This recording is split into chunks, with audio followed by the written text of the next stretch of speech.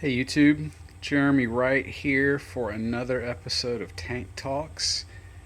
This is Tank A, and I have just done some major maintenance on it. So this is a 55-gallon North America, Central American tank, and it's got lots and lots of guppies in it. It has ancestral catfish, bristlenose, which are not plecos. People commonly try to call them plecostomus or plecos. Plecos are a species, and cistrus are a genus, and they're a different genus. And if we happen to see one, they seem to be hiding, but if we happen to see one, I'll give you a look-see. There are also probably 3 or 4 species of snails in here, and actually, I'm going to show you something I noticed. So there has, for a long time, been one weirdo snail in here, and now I think this guy or gal is DED dead. And I don't know what type of snail this is, but you see this like horn? Uh-oh, sorry, we're in extreme zoom right now. This is a 5x zoom. So see that little horn thing coming off of this side? I know not what this is, nor do I know where it came from. If you know what kind of snail this is, let me know. For the moment, though, zooming out, brace yourselves. Wrong way, wrong way. Oh no. Okay, that was the right way. So, let's talk about this tank. It has gup gups. Some of these gup gups are hybrid gup gups. You can probably pick out the ones that are. So, the two males that are kind of center screen, they're hybrids. Let's see if we can find some more hybrids. Here are 2 hybrid males over here. 3 hybrid males. That's the kind we're going for right there. The rest, I've actually removed quite a few of these. Oh, here's another type of hybrid. This is, let me see if I can find it again. Where'd it go? Oh, okay, up top here. So behind her, there's a more red. So the one that's more, more. Bleh. It's an indie. I call them indie racers because they're half Endler, half guppies. And actually, the others are too. But this is a different kind. This is like male Endler dad and female guppy mama, I think, is what results in that. And I call them indies. And I've had quite a few of these that came around over the years. Generally, when I didn't know that I had moved a fish between tanks or something like that, I had a 40-gallon full of those guys, and I really missed that tank. I lost that tank about a year ago. I gave it to a friend. I can't remember who I gave it to, though, because I had about 30 different aquariums, and I gave them all away. This one came back to me, though, so this tank used to sit directly above where it is now, but it's it's back at home. It took the alpha spot front and center in the living room, and I guess I started this tank about 3 or 4 years ago, a little over 3 years ago, and I was still a married man at that time. And so, looking down here, there are lots of fry. So I try to feed this tank quite a bit. Earlier today, you could not see in this tank. Now let's look at the lighting for a second, just to give you an idea. So it has 2 4-foot LED shop lights. It has 1 3-foot grow lamp LED, and 1 2-foot fluorescent T5. That's a lot of light for a tank that's 4 feet long and 1 foot deep, or front to back. That's a lot of light. So what? Okay, I'll just show you. Here's some of what I harvested from it. I got 1 tub of red root floaters. Red root floater. I got 2 tubs of pistia. And notice there's a little bit of yellow to it. I'll tell you about that in a second. That's a nutrient deficiency. This is a tub of stuff that had little bits of green hair algae on it, so it went in a separate tub. Here's another tub of pistia, a tub of Nahas guadalupensis. What do you call this? Guppy grass. And there was also, let's go in here and look. It's my empty 150. A tub of Amazon frogbit, Limnobium lavegium. So yeah, going back. So yeah, here was my maintenance and my work for today on the Sabbath. So yeah, it's Sunday, January 7, 2024 right now. So this tank was established toward the end of 2021, I do believe. Toward the end of 2020. And so yeah, it's a little over 3 years old now. And at this point, it's a lot easier to see what's going on. Earlier today, with all of this vegetation that wasn't here, pounds of the stuff that I removed, pounds of it, you couldn't see in the tank, you couldn't see the bottom of it. It looked like a black box, even with all the lighting on, just like this. It was just a dark box of water. Couldn't see what was in it. I couldn't tell how many guppies were in there. I couldn't tell how many snails were in there. I couldn't tell how many catfish I had. I couldn't tell what was going on. Also, the plants toward the bottom were just utterly suffering. So let's get a look at those. There's one of them, I had two, and now there's only one, and it's super struggling. Flame swords that are down toward the bottom, and I mean, I went like 3 months without being able to see in this tank. I went way too long without maintenance. But in this tank right now, let's talk about the plants.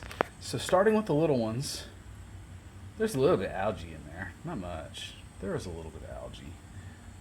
So with the little ones, there's a lot of Physidens fontanus. So all of the moss down in this area and through there, Physidens fontanus. It's also growing on the vine. So this is a hardwood vine that I actually pulled from my backyard, and I let it cure, then let it hang out in a bucket tub for a long time, like some months. So Physidens fontanus is growing on that. Phoenix moss. It's also growing on the rock. Zooming in, brace yourself. I thought we would get a focal point there on the moss. There we go. That's one of my favorite mosses, and you can kind of see why. It's fluffy, it's feathery, it's kind of awesome. It's fountain-like, so it's Physidens fountain-like moss, hence its name. And that's just some cool stuff. So I've had fontanus growing for, gosh, like 4 years. And it's a slow-growing moss. It is a super slow-growing moss. It likes a lot of light. It does prefer CO2, but you don't have to use CO2. It likes good lighting, but it will survive periods of darkness. Oh, there's also Seswassertang down in there. So, kind of down in that area. Yeah. There's some Seswassertang, and there's some there. Moving along, there's some more Physidens. But I believe that's the only type of moss in here. And yes, that is a North American moss. So, what else are we looking at? Some pearlweed, some kabamba, guppy grass, Elodea densa, hornwort, right there, center screen. There are only a couple pieces of hornwort, so I'm hoping that will kind of take off in here. Sagittaria grass. I'm going to zoom out just a little bit so we can see the grasses a little better. So the grasses kind of front and center here are what we would call dwarf sage. That's a relatively common grass in the aquarium hobby. And then there's a much taller grass growing behind it. That's jungle val, Vallisneria. And Let's see, is there any more? There's actually some right behind it, hard to see, but there are a couple of sprigs of that stuff growing.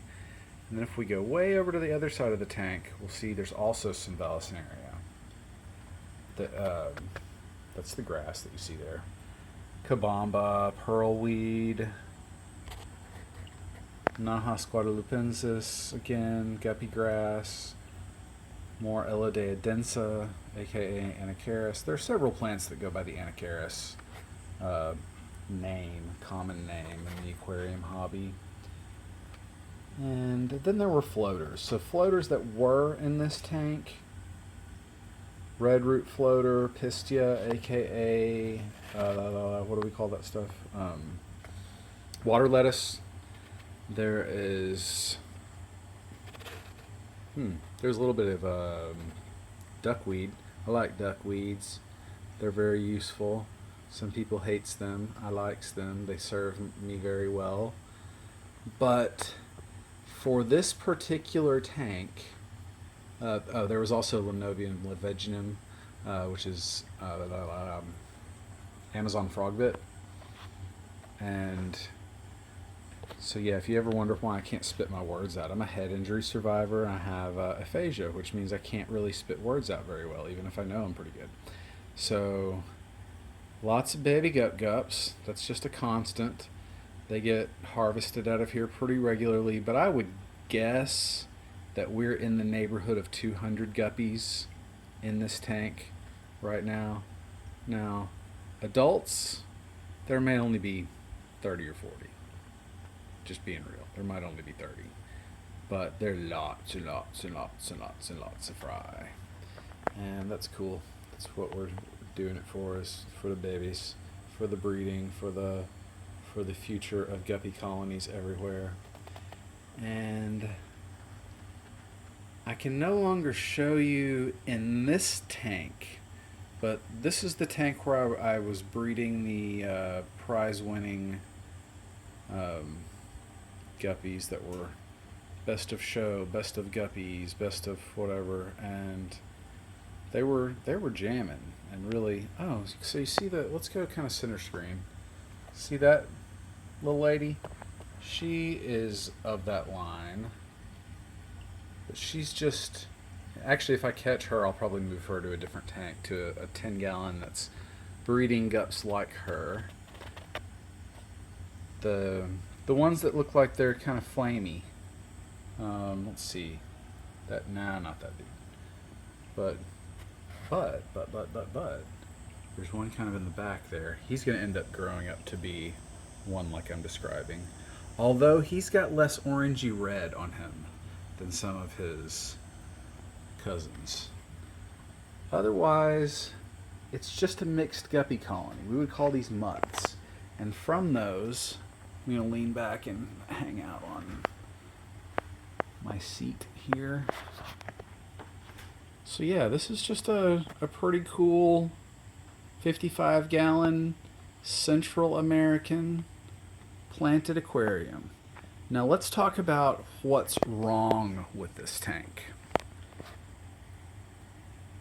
Well, not really much. I mean, it's a pretty healthy tank. What's wrong with it? You can see some hoses, air tubes. That sucks.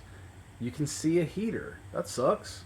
It's got a sponge filter in the middle of the view. That kind of sucks. You can see a couple of cords hanging down. Actually, that's even a hazard. I'm going to remove those while I see that. Now that I see that. Earlier today, that was not the case, but I moved a bunch of stuff around. And, we got to deal with problems as we see them, or they stay. Now, the cord back there, that was actually behind the glass. I'll deal with that later. I'm not doing that right now. And the cord that's going down in here, that's a heater cord. Guess what? It's a submersible heater. If the guppies chew through that, that's their fault, and I won't be able to help them. So let's hope they don't. But this tank, actually, I'll just show you. So I'm going to set some of the, zooming out. Okay, so what I'm doing is I'm moving my test equipment off of my test results. So we're going to look back. Okay. 5 days ago, on Tuesday, January 2, 2024. Let's look at the top line. Tank A. Temp was 75 degrees. Cool. TDS 102 ppm. Fine. pH 7.74. Cool. GH 200. That's in ppm. Cool. KH 80. Cool. NO3 minus 0. PO4 minus. That's nitrate is at 0. Phosphate, the next line, was also at 0, but I didn't write that down. I did not measure TH, which is total hardness, Fe, which is iron or alkalinity. But while I don't know what the total hardness is, the others are going to be like iron and phosphate were going to be 0 in this tank right now. Alkalinity, I don't know, not very high, but we would get an idea of that from the GH and KH and TDS. We can interpolate what that would have been. So it's probably right in the sweet zone. Now let's look down to the scribbles I made today. So the 101 TDS, over 5 days it dropped 1 ppm. That's fine. pH dropped 2 100ths from 7.74 to 7.72. That's fine. GH rose from about 200 to about 225. That is a guesstimate based on color of a test. So it's about 225. It was about 200. That's risen a little bit. That's okay. This tank has been getting food added in like crazy. KH though seems to be lower. It went from about 80 to about 65. So maybe I misread the last test. Maybe I misread this test, but it's in the ballpark.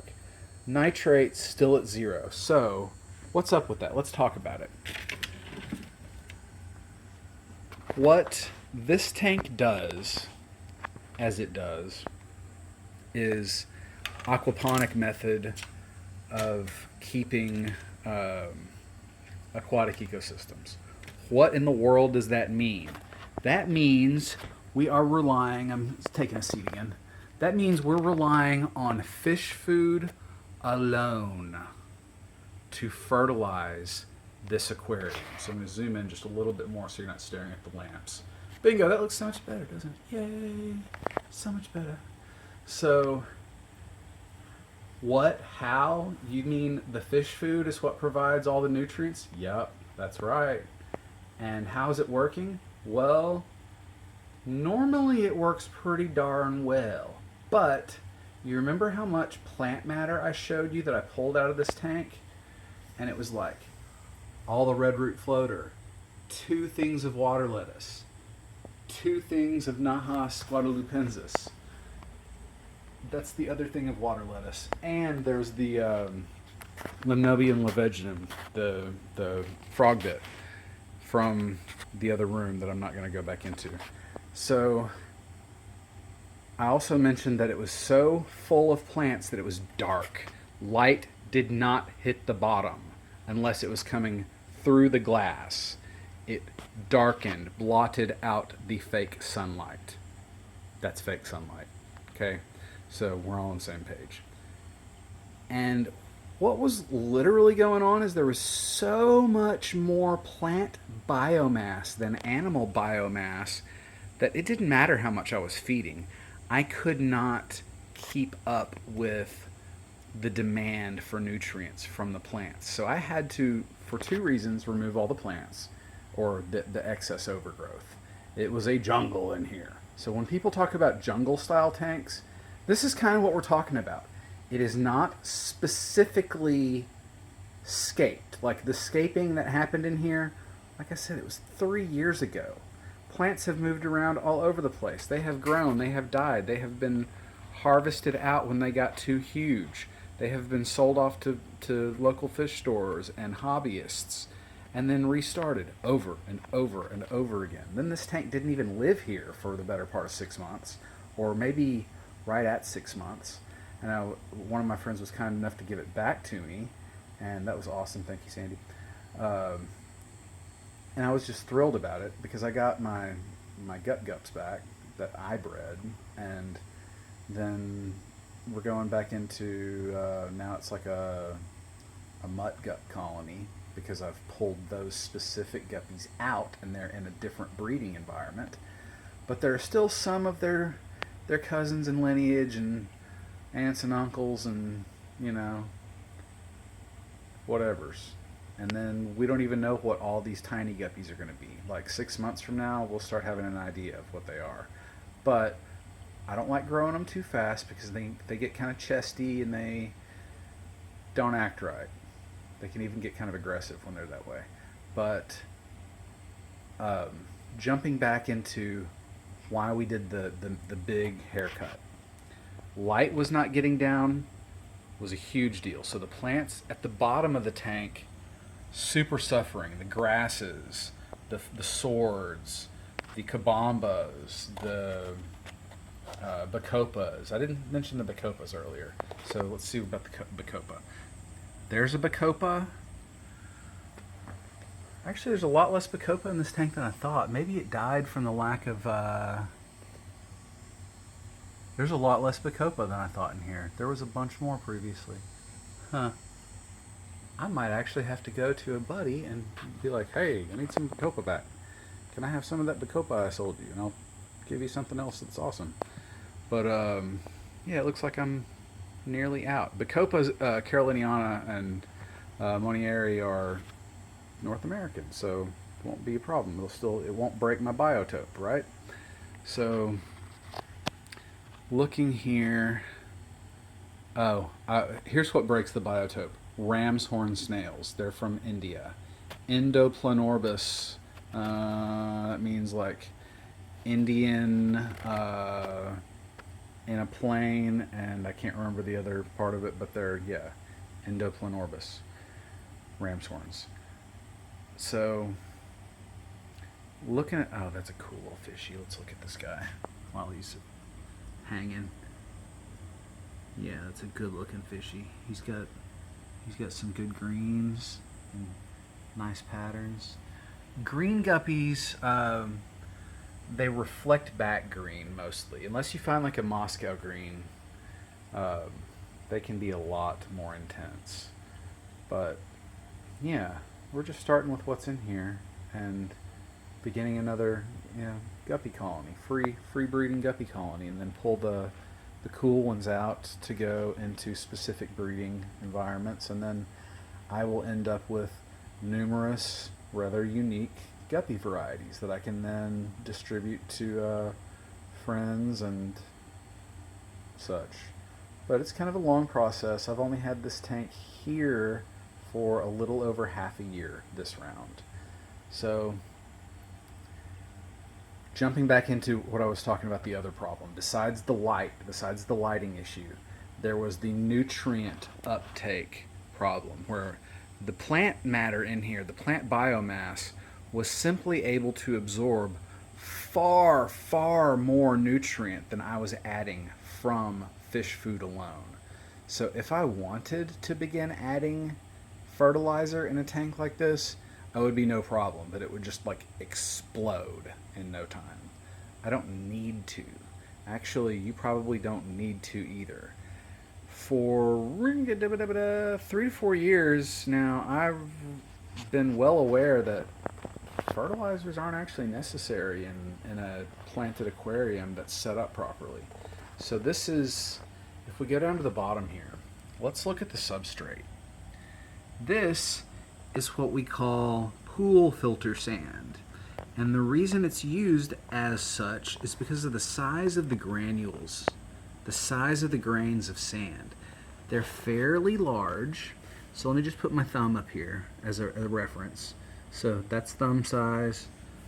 And yeah, see how this is not fine sand, but it is capable of allowing particles of dirt, debris, mulm, fish poop waste, stuff like that, to travel both up and down.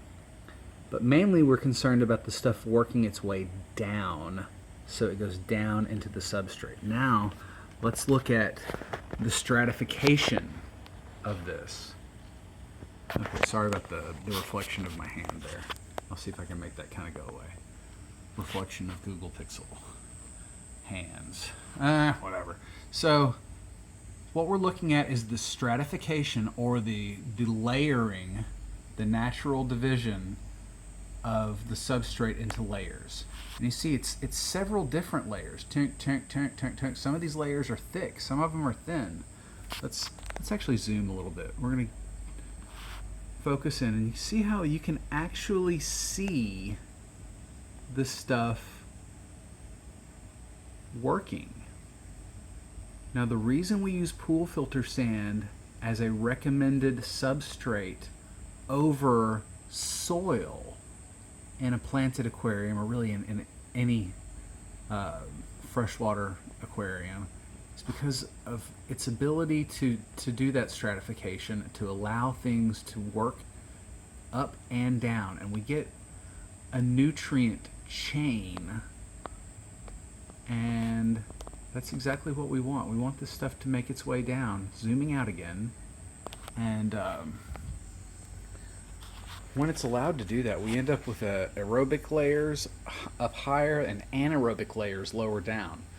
Plants plant with roots, so we're talking about grasses, we're talking about stem plants that are anchored into the ground. Their roots, swords, pogostemon, hygrophilas, plants that have roots that are sinking down into the substrate. Plant roots are far more effective at uptaking nutrients in an anaerobic environment. Now, they don't have to be. Different plants do different things, different mechanisms occur with different species, but for the most part, when we allow that to happen, good things start happening. When we allow things to work kind of like they do in nature, really good things start to happen in a planted aquarium. But we can still get into a situation where we have an imbalance between plant and animal biomass. Excuse me. And that's exactly what was going on in this tank. That's why I said let's talk about what's not right about this tank. There was a massive imbalance in plant and animal biomass. And the only way to solve it was by removing some plant biomass, because it's not like we're going to put, a 5-pound catfish in here, right? That's not going to happen. It would eat all the gups, and we can't have that. So how do we make up for the difference? We can let some of these baby gups grow up, or we can just keep haircuts going on the plants. Because with the amount I'm able to feed these fish, the plants immediately convert the animal wastes into plant building blocks. Most people believe there's such a thing as a nitrogen cycle. Oh, there's an ancestress. Check her out. Is it the her? That's the her. So she's hanging. It's getting kind of evening. Some of these lights are going to start kicking off, and they're going to get braver. So we're approaching the 30-minute mark, and I'm going to give it a cut pretty shortly, but essentially this tank just had too many plants, and they were blocking out the light. They were using up all the nutrients, and for a planted aquarium, a sufficiently planted aquarium, nitrogen is not going to go through the nitrogen cycle that you hear about. It's not. It's going to, urea will become ammonia, because basically as soon as it's energized with photons, light, when it gets a little bit of heat or energy, it's going to convert to ammonia, and that ammonia can be directly uptaken by plants. And people don't talk about that very often. We still live in a world and a hobby in which people have these really devastatingly misconstrued ideas of what's happening in a freshwater planted ecosystem. They're like, oh yeah, I got this thing, and so we're going to do a nitrogen cycle. And it's like, are you going to have plants in there? Yeah. Well, guess what? It's not going to go through the cycle. It's going to go from step 1 to step 2 and stop. And the rest of that cycle's not going to happen. It's just not going to happen. That's why there's no nitrite in my tanks. I don't even test for nitrite. I know that because there's no ammonia, there can be no nitrite. It's not going to happen. There's always zero nitrate, like zero. So the nitrogen, or I mean, I can't say zero, but it's asymptotically close to zero if you were to actually measure it. It's so close to zero you can effectively call it zero. And does that mean that if you took every single molecule out of here, you wouldn't find one? Nah. I mean, you might find one. There's nitrifying bacteria in here, for sure. For sure. But is that where the majority of the nitrogen's going? No, by no means is it at all. And that's why I say that the people who believe in that nitrogen cycle thing, they're missing the boat. They're missing the aquarium in the boat. They're missing the boat in the aquarium. They're just talking about things in outdated and really untrue terminology. Now, if you got a goldfish bowl, sure, there's a nitrogen cycle. Once you put plants in there that are capable of uptaking ammonia directly without sending it off to nitrifying bacteria that are going to convert it to nitrite, then nitrate, yeah, that's not a cycle anymore. That's a chain. That's a nutrient chain, not a cycle. And that's just what it is. So thanks for sticking with me for these 31 minutes. That was kind of a long talk about me jabbering. If you'd like, you can watch the live stream of me actually doing the trim and the maintenance on this tank from earlier today. And you know, it's the process that you'll see from going from a dark black box into this, where there's lots of light penetrating and you can actually see what's going on. But I warn you, it's long. It's an hour, maybe an hour and 15 minutes, and it just is what it is. So I'm going to cut this one where it is. Thanks for watching. Thanks for sticking with me. I'm Jeremy Wright of the Arkansas Planet Aquarium Club, and I really appreciate you guys. Thank you, YouTube. Thanks, viewers. Without you guys, this would be no fun at all. So if you would, give me a like, subscribe, share, comment, and keep doing your aqua stuff. Adios.